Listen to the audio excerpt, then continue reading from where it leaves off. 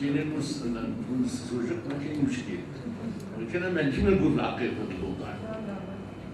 لان انا عندي بزاف ديال الاشياء الجاهزه بحال جميع المغادرين، ما كيتكرر هذا الموضوع.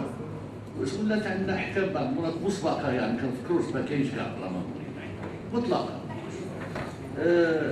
بعد ذلك غنغامر بواحد جوج الاسئله على سمحتي لي. واحد غادي نتصرفوا شويه من السي حسين، وواحد تركيبي شويه اخرين. الاول اللي سقط حسين هو انه لما كنهضروا الان على الفقره الاولى المحور الاول كنهضروا على تمثيلات المشاهد المغربي للدراما التلفزيونيه. ما يمكنناش نهضروا هكذا، هذا خصو بحث نيت، خصو بحث رصين باش يمكننا نيت نوقفوا على جميع المستويات ديال المشاهدين وطريقه تلقيهم للموضوع الى اخره. اما غير نجيو هكذا مع ذلك هنا هذا سؤال واش ما يمكنش زعما ماشي من الافضل ومن الاحسن انه يكون واحد البحث، ممكن نديروا توصيات بحث على اساس نعرفوا بعدا كيفاش المغاربه عن يقين، يكون عندنا شويه اليقين، والو العلم ما فيش يقين مطلق. السؤال الثاني هو ما كنهضروا على المشاهد، ما كنهضروا على التمثيلات ديالو، يعني التصورات ديالو كيفاش كيتصور الدراما المغربيه، وبالتالي كيفاش كيتلقاها وكيفاش كيحكم عليها وكيفاش كيتوقع. واش ما كاينش على الاقل، وهذه المغامره في السؤال الثاني، واش ما كاينش على الاقل عندنا ثلاثه المستويات ديال المشاهدين. كاين مستوى يمكن نسميوه ارستقراطي ولا ما عرفتش كيفاش نسمى، نخبوي احسن، شكرا على النخبوي افضل. هذاك النخبوي اغلبه ما كيشوفش التلفزيون، ما كيشوفش نهائي، اغلبه كنقصد ماشي عنده قنوات ديالو في البيت.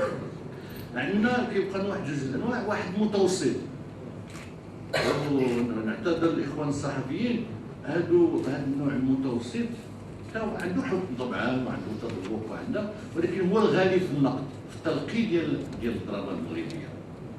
وهذا النوع ديال التلقي ما خصناش نقللوا من قيمته، ما خصناش ديما نعتبروه عدواني. علاش؟ لانه العالم كله كيصيب النقد على الاقل في جوج مستويات. كاين مستوى النقد الصحفي اللي هو سريع مواكب مع الوقت، كيشوف مثلا مسلسل غير وطبعا كاين مستوى الاخر النقد الرزين اللي يكون اكاديمي ولا يكون علمي والمستوى الاخير كنظن المستوى الاخير هو واحد الفئه اللي حنا كاع ما ماديه فينا، نقولوا اللي بغينا نكتبوا اللي بغينا، ما ديالش فينا، كيشوفوا بالفعل الدراما المغربيه وكيتناقشوا بالفعل الدراما المغربيه. فلذلك المشكله اللي عندنا هذا هو السؤال الثالث بلوتو، واش ما عندناش حنا مشكله في الحكم المطلق، ربما حسين جبدو وصباح بينا.